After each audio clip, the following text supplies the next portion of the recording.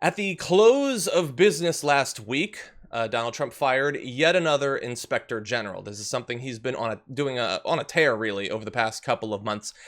This one in particular was an inspector general for the State Department, and the firing seems suspicious for a number of different reasons. The State Department inspector general was reportedly investigating whether Secretary of State Mike Pompeo required a staffer to carry out personal chores when President Donald Trump fired him Friday night.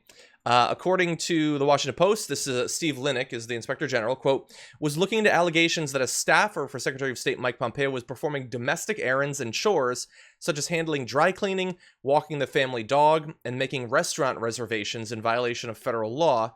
Trump replaced Linick with Stephen Akard, a U.S. diplomat and close ally of Vice President Mike Pence.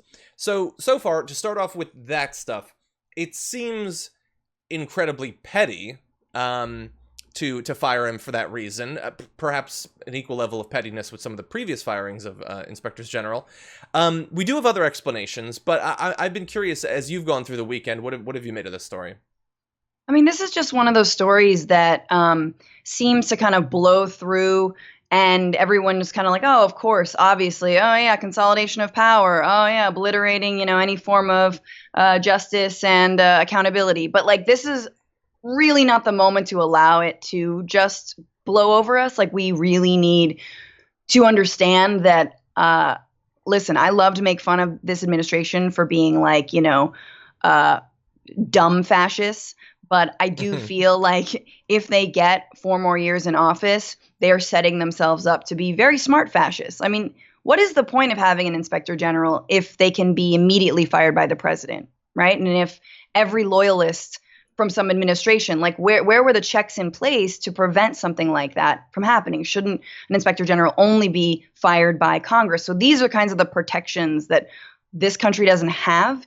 And now we're seeing, an administration that thinks it's above the law, completely utilizing it to its advantage. Yeah. And so what's the point of having them if they can just be dismissed at any time? On a late Friday, hopefully no one notices, that sort of thing. And what's the point of having an inspector general if you just choose some loyalist to hold the position?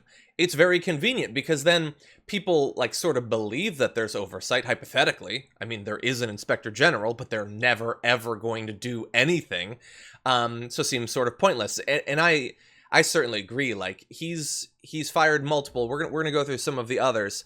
Like the idea that, let's say we roll around to December, January, he's getting ready to start his second term, that there's gonna be anyone left who's gonna be doing this sort of stuff. And that's why what I've been saying over the past few weeks is, it is one thing to go through a 3 or 4 year period where you are having to respond to one horrible act of corruption or criminality or unethical behavior or whatever after another. It's another to have a 4-year period where you never even find out about those because there's literally no one left in the room to let you know what's happening. There's no checks and balances whatsoever. And we're going to have more on that. But that's really my fear, is that the next 4 years might seem less stressful, but only because we will be far more in the dark than we've been during the first term. Scary stuff. Yeah. So let's catch up a little bit on what's been going on. So for those keeping score, it was late on a Friday in early April. So again, late on a Friday in early April when Trump fired the IG for the intelligence community. A few days later, he ousted the IG, helping oversee the $2.2 trillion economic aid initiative. Late on a Friday on May 1st, the Inspector General for the Department of Health and Human Services was shown the door. So all of these, he would have no reason to have any sort of vested interest in the oversight in intelligence, a huge quantity of aid that he's given out, and then health and human services during a pandemic. And the thing is, I guess I'm glad that we made it to Monday, and this one is still a story.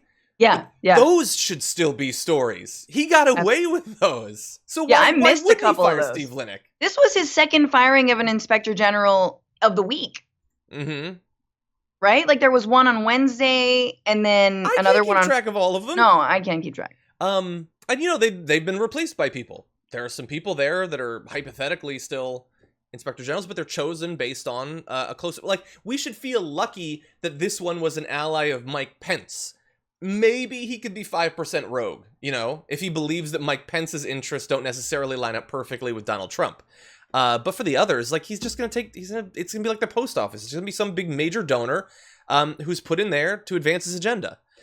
Right. And while I'm glad, like I said, that this one is news. I don't necessarily have a lot of hope that much is going to be done about it. There's a lot of headlines about like Mitt Romney is being very critical of him for doing this. You have Senator Susan Collins, who tweeted, "I have long been a strong advocate for the inspectors general. They are vital partners in Congress's effort to identify inefficient or ineffective government programs and to root out fraud and other wrongdoing," which is objectively true. She goes on to say, "The president has not provided the kind of justification for the removal of IG Linick required by this law." Obviously. But what's sort of ironic about that is that Susan Collins, who wants to appear there, like, she's providing oversight. She's not just, in lockstep with the rest of the Republican Party. Remember what she said when Donald Trump evaded accountability after being impeached by the House? She said this. "I believe that the president has learned from this case." What do you believe the president has learned? The president has been impeached. There has been criticism by both Republican and Democratic senators of his call. I believe that he will be much more cautious in the future. Yeah, so she voted to acquit him because he's already learned his lesson. He's going to be much more cautious. And I think that she was right. Just not more cautious in not breaking the rules, but more cautious in making sure that he's surrounded by only people who will allow him to get away with breaking the rules. So That's a really good point. She can put up a tweet or two. What are you going to do about it? You already voted to let him go. And we said at the time, how many times did we say, if you tell him it was okay to do what he did, and he's gotten through the whole impeachment thing, he's not removed from office, the only thing he will have learned is that there will be no consequences whatsoever, because we went right to the brink, and then we stepped back. She stepped back. So don't give me your tweets. I don't give a damn what you tweet. Do something. But of course, she's not going to. Well, first of all, can I just say, every time I listen to Susan Collins, I feel like I'm out of breath. That's very weird. Like, I was like, I need to break. Anyway, point is, I don't care about Susan Collins. I don't have to respect her at all right? She's thrown this country under the bus and her constituency under the bus multiple times. She's thrown women under the bus with, the appointment of Brett Kavanaugh.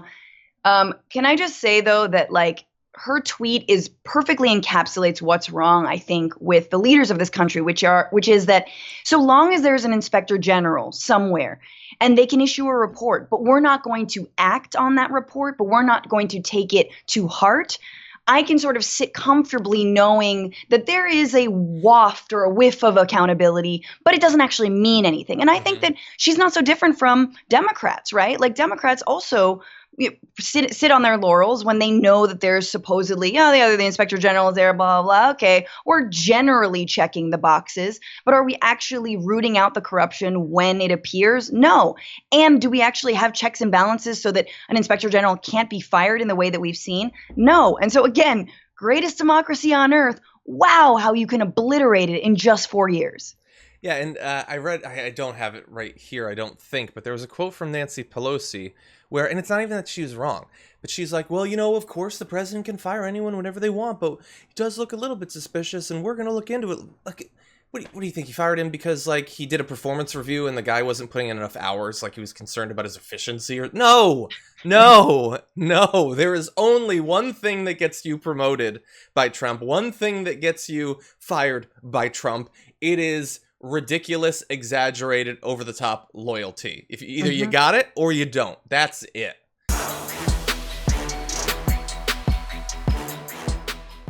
Check out the Damage Report podcast each day, wherever you get your podcasts, whether Pocket Casts or Stitcher or iTunes.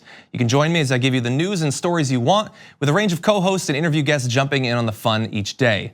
Again, that's the Damage Report, wherever you get your podcasts. And if you get them at iTunes, don't forget to rate and review. Sometimes I'll read them live on the show.